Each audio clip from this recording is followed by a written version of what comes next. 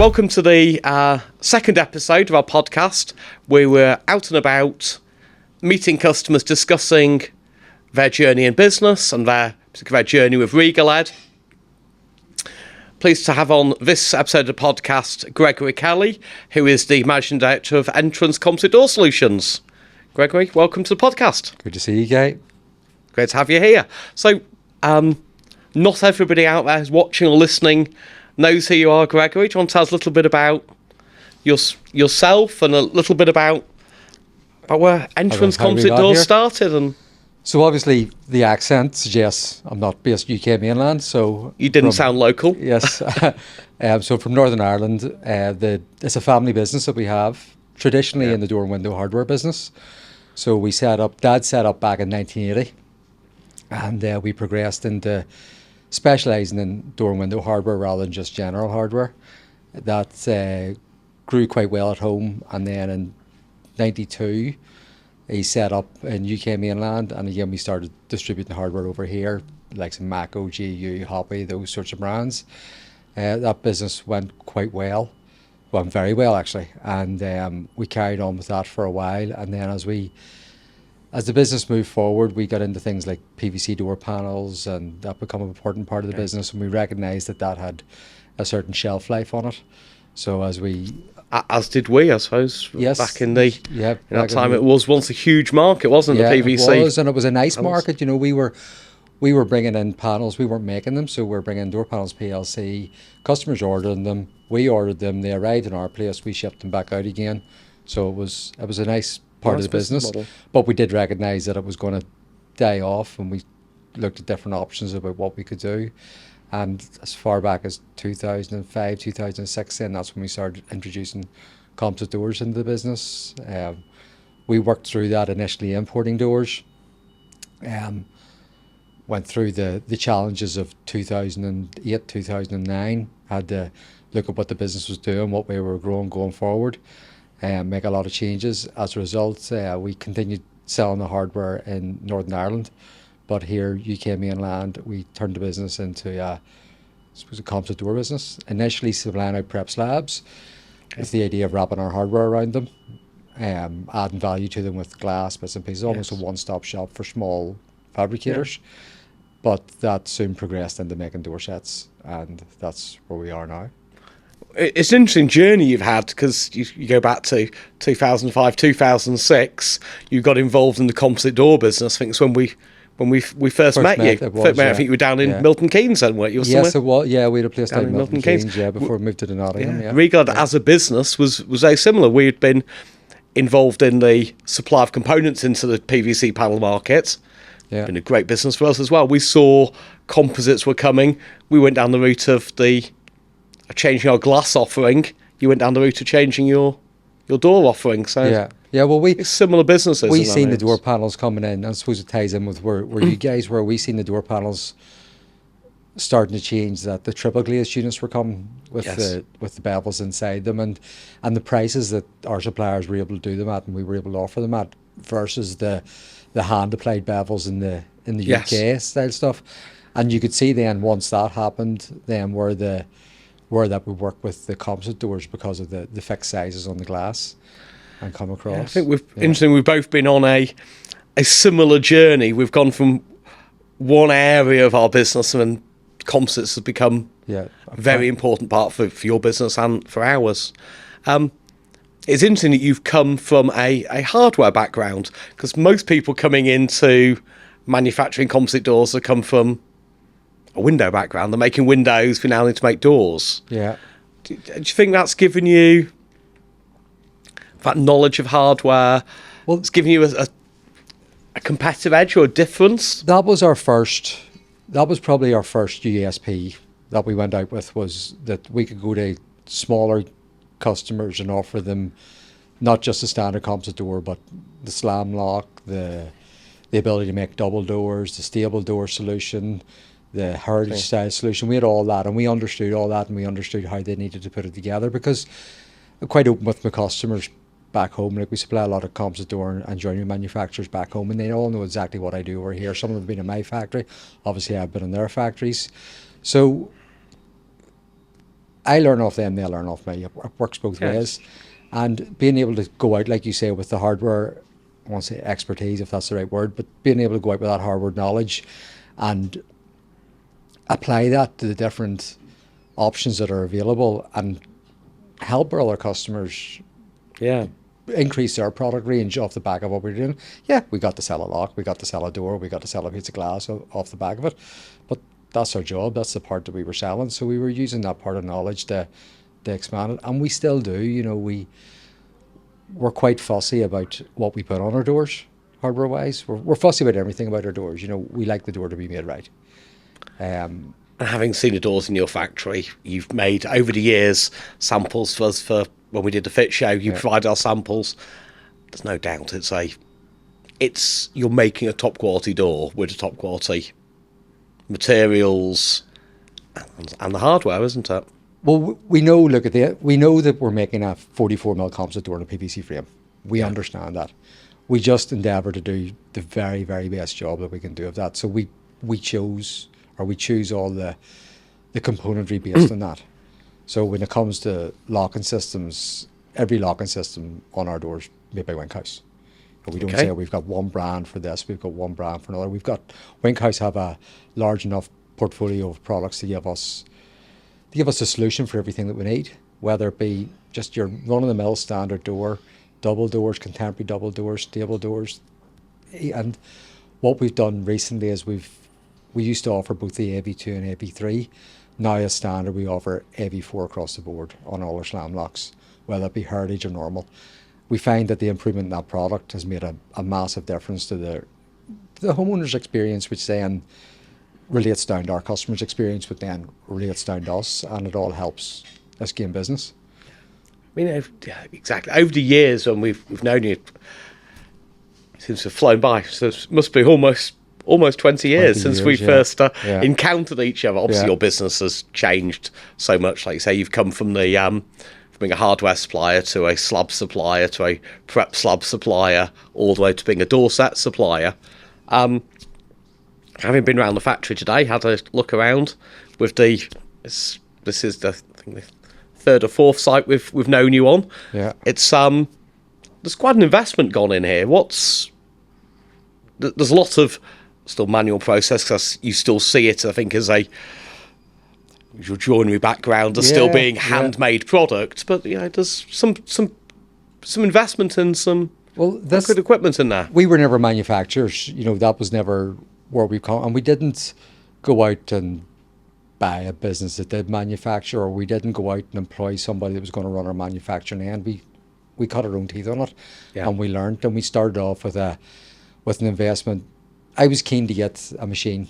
I was keen to make stuff. I always had an interest in what our customers did. I always liked the fact that we were in that joinery sector more than the PVC, to be fair, because for me they were crafting something, they were making something.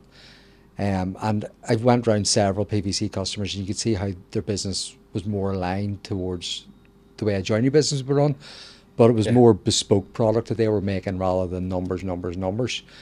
And we have continued on from our initial investment in the CNC in 2017 to putting in a second CNC. We've gone with, we moved premises in 2019, which was a big overhaul for us. We've spent money improving those premises, putting up new units, all the rest, and continued investing in our PVC machinery to get that up and going. You know yourself, in 2021, up to that point we were outsourcing all of our painting, and painting for us is a big deal. It's 80% of our volume goes through the paint shop. Wow, is it that much? 80%? 80% of our volume. So it's a big part of the business, and trying to rely on that being outsourced, and never mind the fact doors aren't easily handled. You've got to get them on a van, you've got to get them somewhere, you've got to get them back, and all that without them being damaged. So we made the investment of putting in a paint shop and a shoebox back in 2021, and to be honest, working along with yourselves in the paints, we haven't looked back since then. It's given us so much more control. It's given us the ability to do things that we had to push the boundaries with our previous suppliers and almost force them to do things, whereas now we just take that as part of our procedure. We can develop stuff, we can work on stuff. Like I say, we've worked quite closely, haven't we, on the staining system, some of these new finishes that you've been looking at trying to develop. So do you obviously colour is a very important part of the offering for the composite door? Oh, definitely. We've seen, like I say, we're in the region of 80% there on our painted finishes, and that's just customers want choice. Yes, don't get me wrong, there's still a lot of anthracite grey goes through, there's still a lot of the standard colours go through, but you walk down into our factory and it's a wash of different colours, and they can be anything from bright orange, sunshine yellow, through to a different shade of grey, like coarse lawn or something like that there, so it's, people want to be individual, and when you're trying to expand your product offering and you're trying to take these standardized components that we're all using and make them as bespoke as possible, and one of the ways to do that is to add colour. It's one of the most obvious differences in a composite door we found for the consumer, the idea of having any colour, pretty much any colour you want nowadays, isn't it? I think we're spoilt for choice with colour. I mean, having been through your factory again today, just a number of different colours that you're putting out there in one day is just it's incredible. I know, like you say, anthracite is still a big part of the market, but you had, there must have been 40 or 50 different colours going through today. Yeah, and that's the flexibility of the system that we use, that we can do that. We're not sitting with an automated paint line or anything like that there. We're set up where we're hand spraying everything. And it's not just the doors we're spraying the frames, we're spraying obviously the cassettes, we're spraying all the accessories that go with the trims, all the rest. So we're given a complete package, but we're changing from colour to colour to colour to colour to colour. And we're able to do that, and the guys are able to get on top of it and make sure that not just that we offer those colours, but we offer a quality finish every time. I mean, it's a great looking door, and I think the colour's been one part. I think our involvement all the way through has been, in the beginning was on the glass ranges. It's great to see so much of our decorative glass making it into your catalogue. Do you still think that decorative glass is it one of those differences on a door? Does it make a big difference at the sale? Yes, but the challenge we have is that Regal supplies so much to the market. True. We are going up against our competitors, and we're all offering a 44mm door and a PVC frame, with most likely a very, very similar glass offering from the like yourselves. So, from yourselves. So, where do we go with that? So our focus on that always has to be on the quality of how we put the door together. Decorative glass, like paint, is always going to be down to, it's subjective. It's going to be consumer choice. Yes. It's what you like, I may not necessarily like, and somebody else might like. Variety, yeah. Exactly, yeah. And you've got glass out there like New Orleans, which since it's launched that, I think that just has taken over the likes of the other high-end glass you had, Reflections, because you can really see that coming through in the orders. And yes, it's prominent in our brochure, which probably helps as well. Then your new glass Manhattan, it's similar to New Orleans, but it's just different enough to give people a choice. So that's all down to what people like. It all goes down to what sort of house they have, what their decor is. I always think decorative glass is going to have such an important part, but you just depends on what trends are and fashions are at the time. And I think we've seen a slight sort of polarisation in the market. Some people want very traditional and very contemporary. I think some of the middle ground of the original composite door designs that from 20 years ago just don't sell anymore. Yeah, we're seeing either very traditional and very modern. We're seeing that, like I say, polarisation of it. It's been, I think, the standout point of our relationship over the last 10 years, as you've been doing, originally selling the prep doors and then manufacturing door sets, has been always been at the forefront, wanting to change your range, take the latest products, keep that point of difference. You're a launch partner with us for the Highline product, which I was watching. Sir, Can see yes. behind us. It's looking fantastic in the showroom. It's a lovely product, yeah. What's the reaction been from customers over the product? Yeah, customers love to see it. They very much want to have it in the showroom.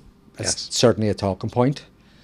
We surprisingly get a lot of inquiries of people wanting to buy it without a threshold on it. Wow. Yep, looking for an application of it going between a conservatory and a kitchen or something like that there. So it fits into that application as well. It's not the sort of product that's going to fly out the door, but we always knew that. Yes. You know, it's one of those products that takes a certain person who's going to put that in their house. And there is always an element of, I don't know if courage is the right word, but when somebody's putting a front door on or changing something, you know, a lot of people just go with what they've seen, the norm. They can't visualize it. And that's all in all sorts of environments. And then there's other people who will take a chance and they'll go, you know what, I really like that door. That's going to work well in my house.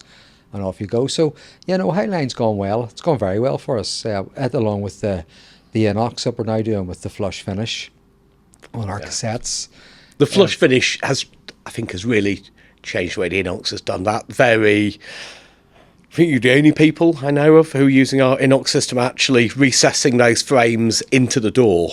It really gives it that finish. We wouldn't do it any other way. I've looked at inox for years and considered about different ways of doing it, and I've always liked the idea of it, but just never been that comfortable with the cassette just stuck on the face of the door, even through the manufacturing process and the bonding.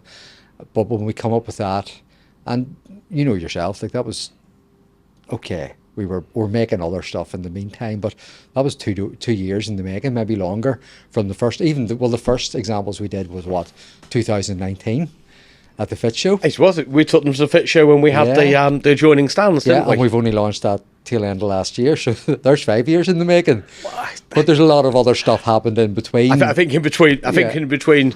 We had COVID. Yeah, we started making door sets. You started making door sets a lot. There's been we put in a spray booth, so there's been a lot has gone on since then.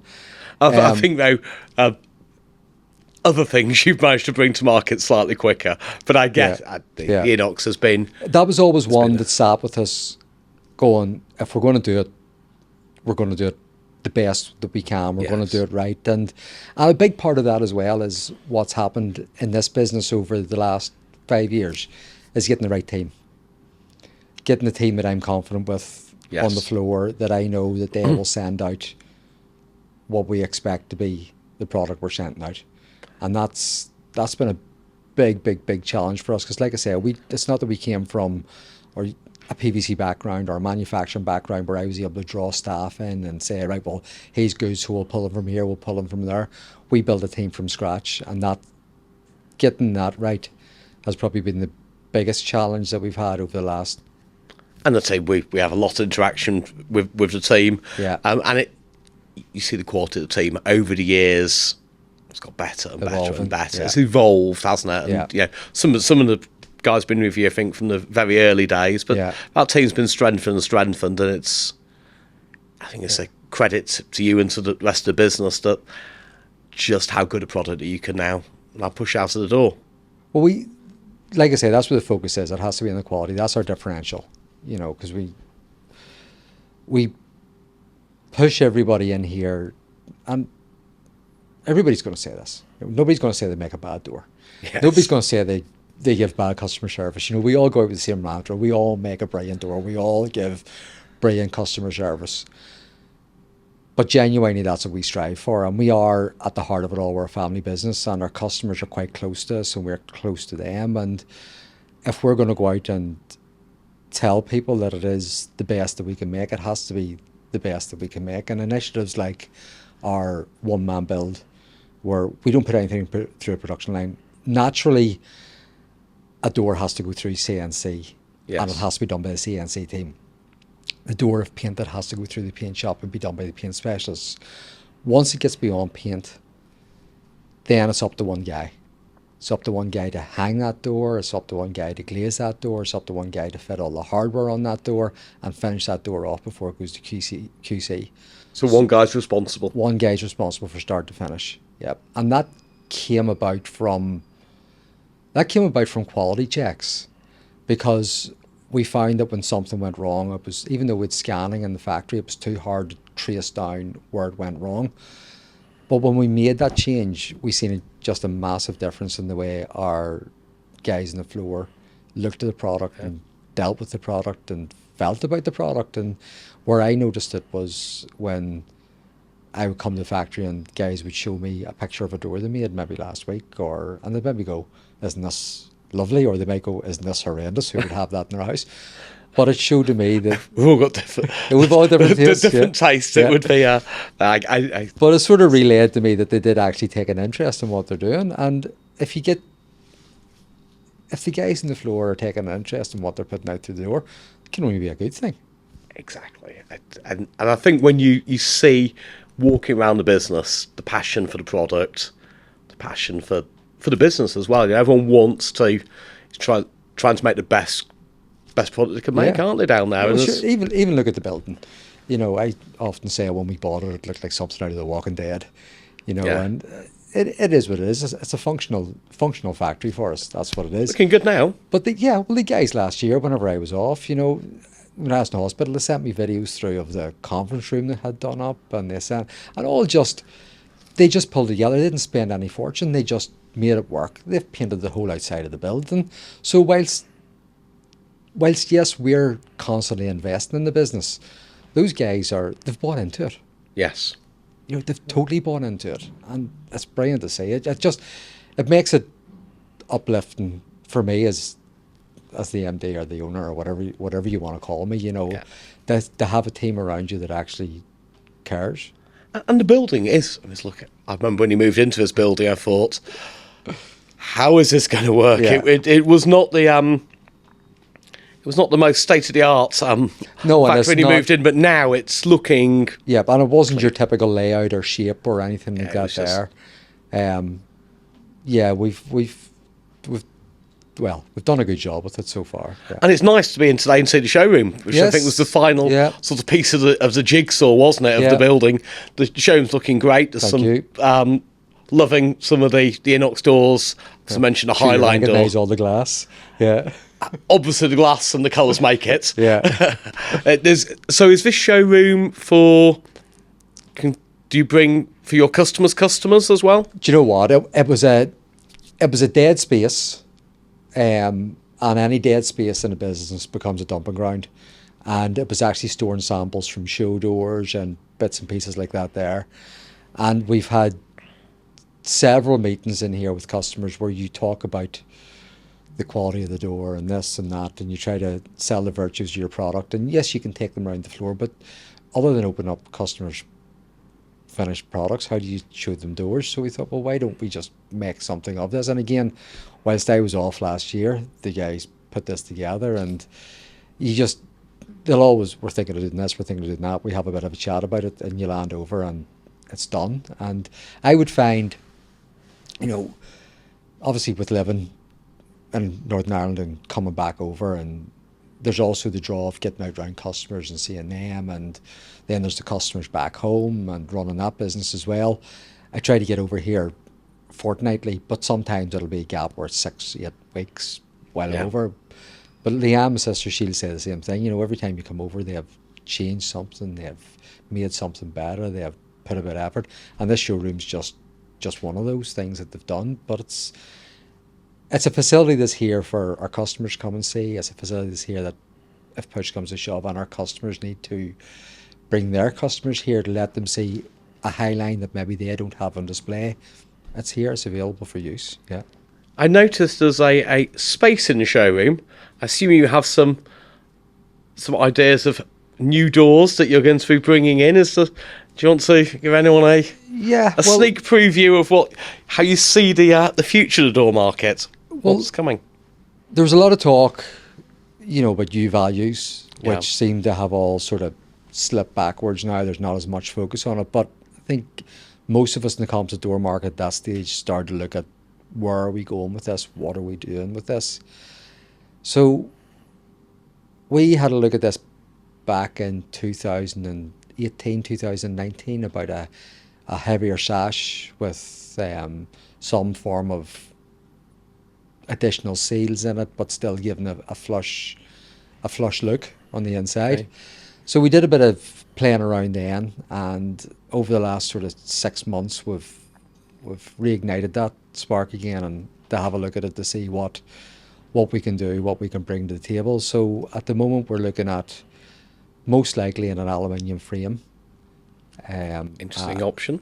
A concept of a door that's it's not an aluminium door, but it'll be out there to compete in the aluminium door market. It'll be a high quality composite slab made up of products that aren't really used or components that aren't really used in the composite door industry at the minute, to give a finish that we can't really achieve at the moment.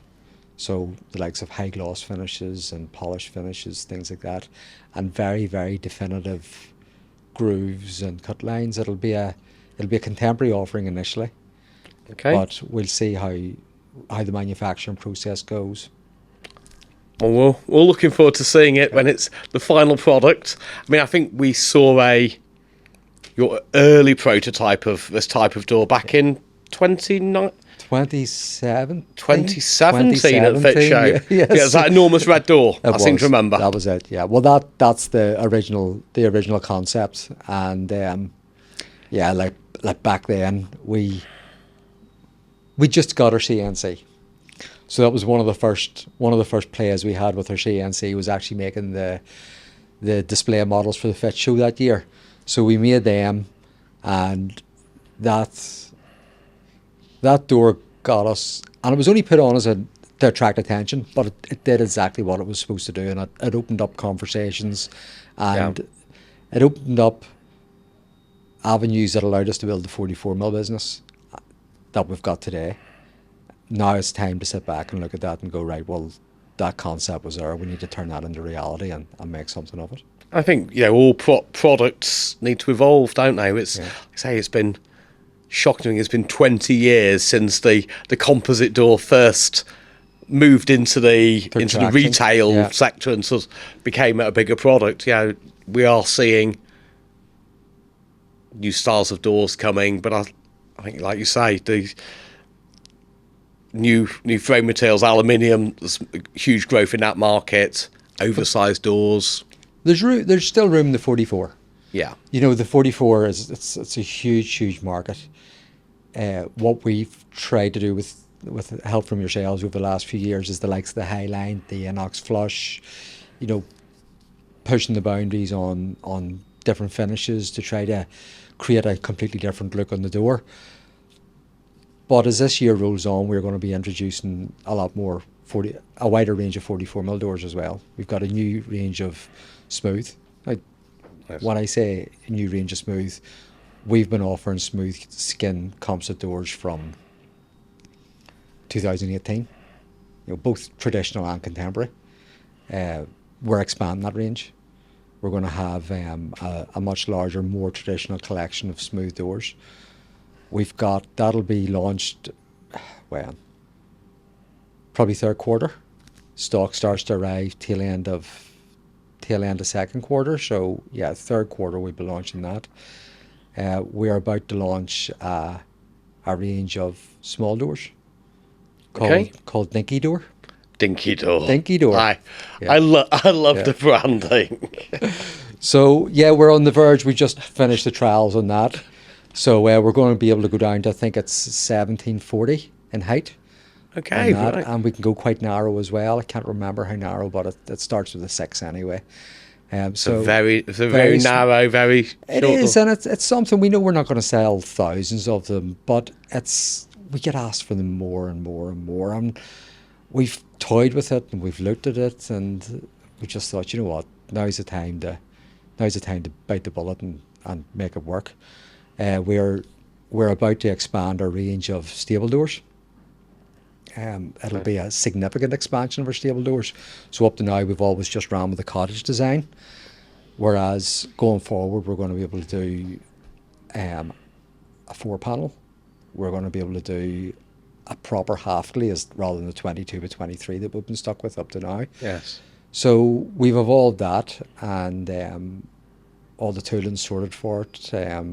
We're ready to go. We've been doing some trials and tests over the last couple of months, and we're happy with the product that we've come up with. So that's going to open up that. So there's a future in, or we believe there's a future in these larger aluminium doors, or a higher end aluminium doors, but we still believe there's a lot of scope out there for what we can do with a 44mm door. And I think it's interesting you're doing the stable door particularly. This is moving from being an entrance door quite often to a back door, side door, which is a market that composites have never really taken over in. It's a lot of cheap PVC goes on the back of a property. Well, we did a promotion 2 or 3 years ago, and we called it Backdoor Heroes or something along those lines. And that's what it was all about. It was the fact that so much focus goes on the front door, but my back door gets used more than the front door. Yes. Yeah. And we talked about the Highline earlier on, and Highline's such a lovely back door. It makes a nice feature of the kitchen. I think it makes a great back door, makes great French doors. Yes, that kind of look. It's maybe its natural home isn't an entrance door. It is a back doors and French doors. It's opening up the market, I guess, for composites. More opportunities, and it does. And if you're in with a homeowner and you're talking to them about their decor and how that's their home. And do they want something just ordinary at the back of the house when they can have something for not a whole lot more, but have something that dresses up that room and looks lovely when you're sitting in the evening, in the summer in the patio, and you look back and go, oh, nice set of doors, instead of that's just a set of doors. And interesting. Maybe that's just me getting excited about doors. Yeah. Well, we'll get excited a bit about doors. It's what we do, unfortunately. I suppose the interesting thing about back doors as well is that composites all been sold on their security. Yeah. I suppose the most vulnerable area in most homes is actually the back door. Back door, yeah, you're right. Yeah. Yeah.